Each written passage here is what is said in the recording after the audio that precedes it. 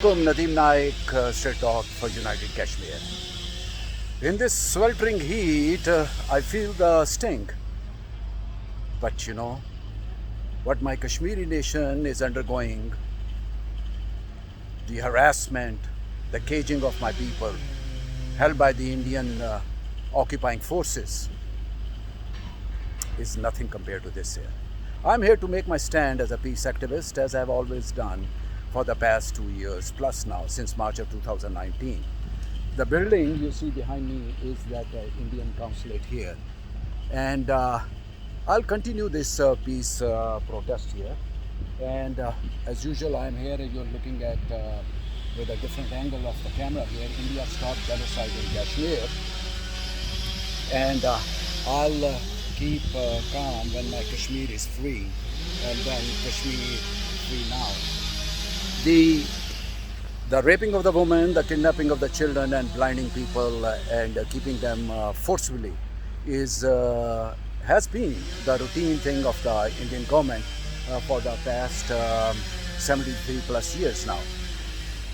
United Nations resolutions are there, but they're not worth even talking about. At least, yes, we still have to push those because that's a kind of official mandate to hold a referendum plebiscite in Indian occupied Kashmir. And we'll continue to struggle. We'll make peaceful efforts. How long it will continue, I do not know. Indian held Kashmiris are suffering. It's a holocaust of unimaginable proportions and never been recorded such as in human history. Human rights violations recorded by the good old America, the United Nations, the European nations, the England, all over the world. It is being recorded how Indian government has been towards the Kashmiri people. And what are the Kashmiri people asking?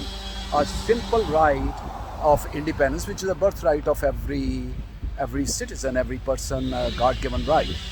And I will not give up that struggle, and as long as I live and I'm here in Houston, I'll continue this struggle here, bring it to the people's attention, to the peace lovers and peace makers all over the world, and forcing India's hand to hold this plebiscite referendum right away.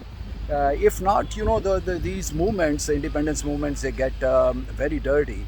And how long can the people, my nation of Kashmir, held under siege by million plus occupying forces of Indian government? One day, I fear, and I hate to see that happen as a peace activist, that there is bloodshed. But then the world will have to blame themselves.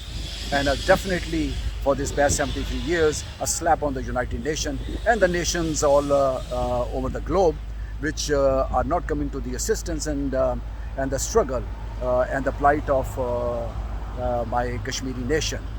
So I say it, I will say it loud and clear, that shame on all the countries who have not pressed India for this year, or supplied now maybe necessary arms. United Nations peacekeeping forces go in there and make it an independent country. That may have to be, and I think that's a place we are going now to have peacekeeping forces full court press on it. So my brothers and sisters and peace lovers all over the world, spread this message of peace, love and hope, that one day my Kashmiri nation, which is under occupying forces of the Indian government, becomes free and independent. Share everywhere. God bless you all for making this effort. For now, we are all hurt.